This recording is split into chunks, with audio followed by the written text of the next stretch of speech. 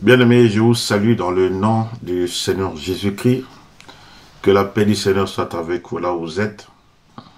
Je vous souhaite une très bonne journée. Nous allons passer quelques temps pour commencer cette journée ensemble. Alors nous allons commencer par ouvrir nos Bibles. Nous allons lire deux passages bibliques dans le même chapitre. Nous serons dans l'évangile de Matthieu, Matthieu chapitre 6, et nous lirons d'abord le verset 6. Ensuite, toujours Matthieu 6, nous lirons du verset 16 au verset 18. Je vais lire. Matthieu 6, verset 6. Mais toi, quand tu pries, entre dans ta chambre, ferme ta porte et prie ton Père qui est dans le lieu secret, et ton Père qui voit dans le secret te le rendra. Matthieu 6, donc verset 16 à 18, je vais lire encore. Lorsque vous jeûnez, ne prenez pas un air triste comme les hypocrites. Ils se rendent le visage tout défait pour montrer aux hommes qu'ils jeûnent. En vérité, je vous le dis, ils ont reçu leur récompense. Mais toi, quand tu jeûnes, parfume ta tête et lave ton visage, afin de ne pas montrer aux hommes que tu jeûnes, mais à ton Père qui est dans le lieu secret, et ton Père qui voit dans le secret te le rendra. Voilà, vous l'avez compris, ce matin, j'aimerais vous exhorter sur le jeûne et la prière, ou la prière et le jeûne. Nous avons donc pris un texte qui est dans les évangiles, comme pour parler un peu de ce que le Seigneur Jésus avait enseigné sur la prière et le jeûne. Aujourd'hui, nous verrons un petit aspect, nous y reviendrons certainement la semaine prochaine. Alors, le Seigneur nous avait donné l'instruction donc d'enseigner aux disciples ce qu'il avait prescrit lui. Nous allons essayer de tirer ici des principes selon ses prescriptions à lui. Alors, prière et jeûne. Nous allons noter deux choses essentielles. La première chose pour la prière et le jeûne, le Seigneur nous dit que nous devons prier, nous devons jeûner. Un disciple de Jésus doit prier. Un disciple de Jésus doit jeûner. Parce que lorsqu'ils en parlent, il dit en priant, il dit lorsque vous jeûnez, il parle de nécessité. C'est-à-dire que pour lui, c'est quelque chose d'évident que vous devez prier. C'est quelque chose d'évident, vous devez jeûner. Ce n'est pas une option. La prière et le jeûne font partie intégrante de la vie du disciple, de la vie du chrétien. Pourquoi prier? Lorsque vous priez, quand vous priez, vous vous référez à votre Créateur. Vous parlez à votre Créateur, vous parlez à celui qui vous a fait, vous parlez à celui de qui vous dépendez. C'est comme un logiciel qui doit être connecté tout le temps sur le réseau pour faire des mises à jour.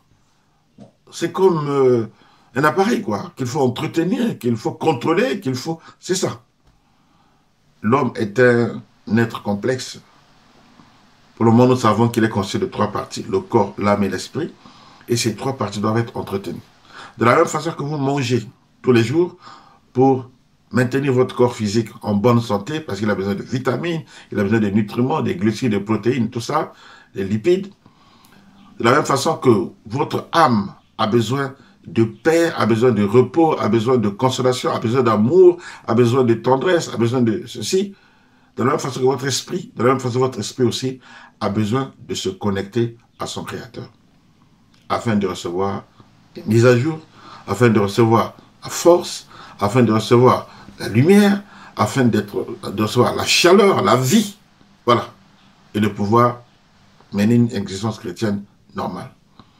Donc, prier et jeûner ne sont pas des options dans la vie chrétienne. Prier et jeûner sont des nécessités si nous voulons être en bonne santé physique et spirituelle. Physique, mentale et spirituelle. Qu'est-ce que le jeûne? Le jeûne, c'est une abstinence d'aliments et de boissons, d'aliments solides et de boissons, pendant une certaine période. Si c'est seulement une journée, c'est une abstinence totale pour une journée. Mais si ça doit être étalé sur plusieurs jours, on conseille de manger des repas légers. Certains diront ne pas manger des mets délicats. C'est-à-dire qu'il faut avoir un repas simple et frugal. Par exemple, des légumes. Ou quelque chose de léger, qui ne t'assomme pas, qui ne casse pas le bénéfice du jeûne.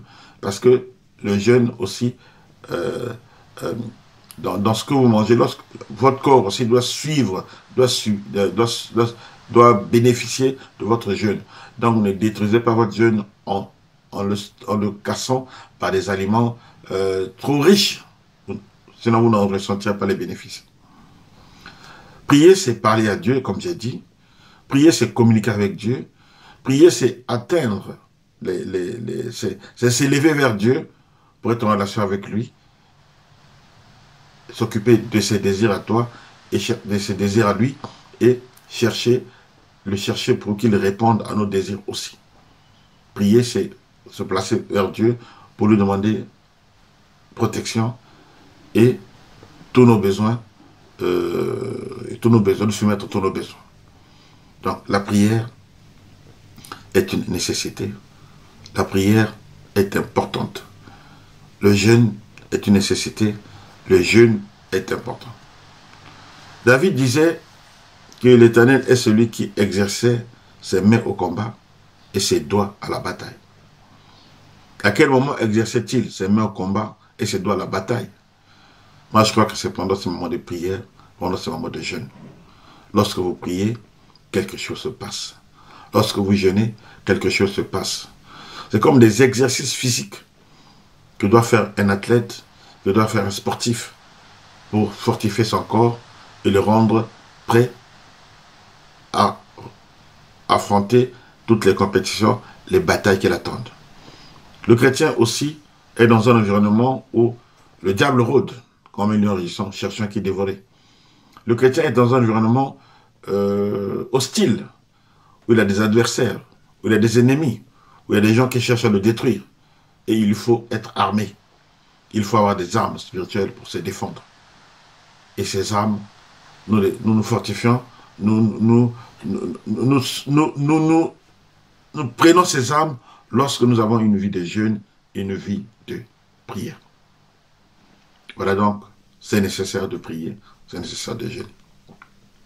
Deuxième chose que je note dans ces deux textes que nous venons de deux passages, c'est que le Seigneur, il dit qu'en priant, par exemple, il parle de discrétion, de façon générale. Il dit en priant, ferme la porte et prie dans le lieu secret. En jeûnant, ne laisse pas le visage tout défait, avec des cheveux, je ne sais pas comment, tout triste, pour que les gens voient que tu jeûnes, disent, ah, c'est un homme spirituel, il jeûne, il en jeûne. Ah, j'ai un jeûne de 40 jours. Là, je suis à mon 20e jour, ça va. Ah, les gens vont te regarder, ouais, c'est super. Il a jeûné déjà 20 jours, il va faire 40 jours, mais il est fort. Non, le Seigneur dit, ce n'est pas comme ça. Quand tu pries, ferme ta porte pour que les gens ne sachent pas que tu pries et que les gens n'écoutent pas aussi ce que tu pries, ce que tu dis. Lorsque tu jeûnes, ne montre pas aux gens que tu jeûnes. Reste discret, comme d'habitude, hein, simple et pas le visage défait. Pas surtout montrer aux gens, faire la publicité pour montrer ta spiritualité, ta grandeur, que tu es fort, que tu es capable de jeûner plusieurs jours. Voilà les conseils que le Seigneur donne. Et aussi, il y a une chose aussi pour la discrétion. Comme on parle de discrétion, c'est il ne faut pas que les gens, tout le monde soit au courant de tes problèmes. C'est comme les gens qui prient la fenêtre ouverte. Ah Seigneur, je te recommande mon mari. Ah Seigneur, je te recommande ma femme. Ah Seigneur, tu connais mon problème. Tout le quartier est en train d'entendre ses soucis sans problème. Tu peux enregistrer, même de loin, tu peux enregistrer tout ce qu'il est en train de dire. Ce n'est pas comme ça. Le jeûne, c'est quand même des moments de lamentation, de tristesse et tout ça, où on amène sa douleur, ses soucis devant Dieu. Tout le monde n'est pas au courant de connaître tes douleurs. Tout le monde n'est pas au courant de connaître ses soucis. Il faut parfois dire aux gens, tout va bien, en se confiant sur le Seigneur. Parce que lorsqu'on le fait avec discrétion, le Seigneur dit que nous aurons notre récompense. Parce que nous ne sommes pas là nous confier chez les hommes. Nous ne sommes pas là nous confier chez les humains. Nous sommes confiés effectivement à lui. Celui qui se confie chez les humains a déjà sa récompense. Celui qui se confie chez les hommes a déjà sa récompense. Celui qui prie ou qui jeûne, pour qu'on le félicite, pour qu'on le trouve une certaine spiritualité, et pour qu'on l'élève, pour qu'on le glorifie, le Seigneur dit qu'il a déjà trouvé sa récompense. Ne sois indiscret, et le Seigneur prendra soin de nous. Voilà notre exhortation de ce matin, concernant le jeûne et la prière.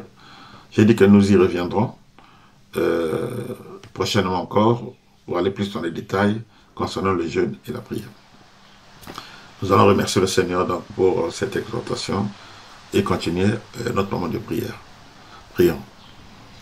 Merci Seigneur pour nous avoir rappelé ces principes sur la prière et sur le jeûne. Oui, nous devons prier, nous devons jeûner. Aide-nous Seigneur à maintenir une vie de prière et de jeûne, même si nous n'en avons pas envie. Que nous puissions dominer notre chair, dominer notre faiblesse, dominer, Père de gloire, notre nonchalance, tout ce qui nous pousse à ne rien faire. Mais que nous soyons des hommes réglés, des personnes fidèles, fidèles dans le jeûne, fidèles dans la prière.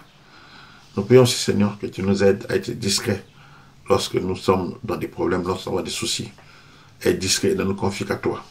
Au lieu de parler de notre problème à tout le monde, au lieu de nous confier à tous ceux qui sont autour de nous, mais que nous nous confions en toi. Parce que nous savons que celui qui nous récompense, c'est toi. Que tout l'honneur, toute la gloire soit pour toi seul. Dans le nom de Jésus, nous allons ainsi prier. Amen.